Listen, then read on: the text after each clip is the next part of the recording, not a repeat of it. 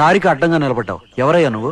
అడ్డదారిలో పడి వెనక్కి నడిచేవాళ్ళని అదిలించి ముందుకు నడిపేవాణ్ణి అని ముందు ముందు నీకే తెలుస్తుందిలే. కాని నీ సంగతి ఏమిటో చెప్పు.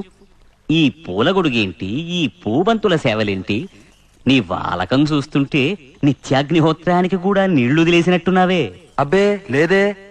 వీళ్ల సోయగాల హోమగుండంలో, ఆరని తాపాల అగ్నిలో, అంగాంగ వర్ణనల ఆహా ఓహో మంత్రాలతో ప్రతిదినము నేను చేస్తున్నది నిత్యాగ్నిహోత్రమేగా.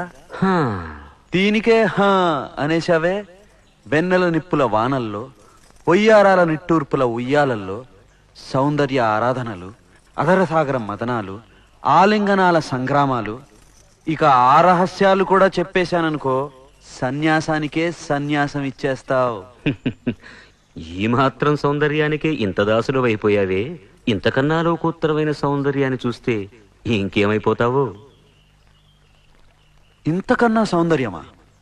ఉండదు కాక ఉండదు. అరే ఉందనుకో, ఏం చేస్తావు అంటున్నాను. అరే అనుకోవడానికి ఆస్కారమే లేదు అంటున్నా. అరే ఒకవేళ ఉంటే ఏం చేస్తావు అంటున్నాను. వీళ్ళ అందం కన్నా ఆనందప్రదమై, ఆద్యంత రహితమై, అనంతమై, నా హృదయమంతా నిండి నన్ను తనలో నింపుకునే సౌందర్యమై ఉంటే అరే ఉండదయ్యా స్వామి. అరే ఉంటే ఏం చేస్తావయ్యా?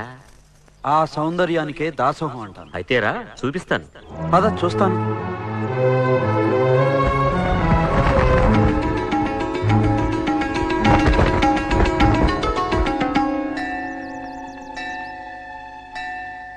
స్వామి, స్వామి, అటువైపు ఒకసారి చూడు స్వామి.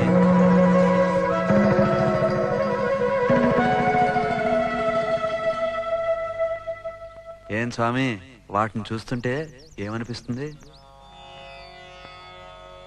సకల ప్రకృతికి ఆధారభూతమైన సృష్టి యజ్ఞాన్ని చేస్తున్న తల్లిదండ్రులను చూస్తున్నట్టుంది.